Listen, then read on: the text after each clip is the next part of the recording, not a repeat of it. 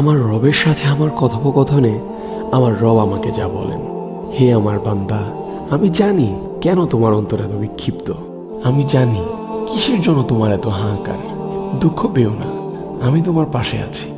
আমি তখনও তোমার পাশে ছিলাম যখন এই পৃথিবীতে তোমার অস্তিত্বও ছিল না।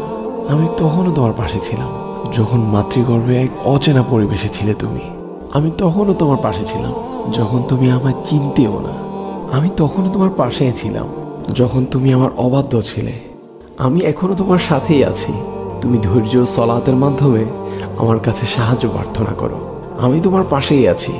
এই দুনিয়াবাসী তোমার কিছুই করতে পারবে না। আমি জানি তারা যা বলে তা তোমাকে খুব কষ্ট দেয়।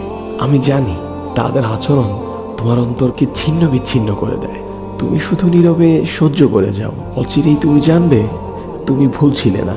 হে আমার বান্দা, তুমি সব সময় আমায় বলো কেউ আমাকে বুঝে না। আপনি তো আমাকে বুঝেন। হ্যাঁ, আমি তোমাকে বুঝি। তোমার অন্তর সম্পর্কে আমি সম্পূর্ণ অবহিত।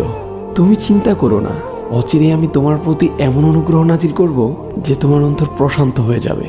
তুমি তো আমায় সব সময় ডেকে ডেকে বলো, ইয়া আল্লাহ, আপনি আপনার প্রতিশ্রুতি পূর্ণ করুন, আমায় কষ্টের পরে স্বস্তি দিন। তুমি চিন্তা করো না, আমি খুব দ্রুতই আমার প্রতিশ্রুতি পূর্ণ করব। ফি আমানিল্লাহ। আবারও আমাদের একতরফা কথা হবে নতুন কোনো ভিডিওতে। ভালো থাকবেন। আসসালামু আলাইকুম রহমতুল্লাহ। আমাদের ভিডিওগুলো ইউটিউব, ফেসবুক, ইনস্টাগ্রাম যে কোনো প্ল্যাটফর্মে পেতে আমাদের পেজ এবং চ্যানেলে চোখ রাখতে পারেন। লিঙ্ক বায়োতে দেওয়া থাকবে। আর যদি লিঙ্ক খুঁজে না পান তাহলে সার্চ করে ফেলুন দ্য স্টার অফ নলেজ।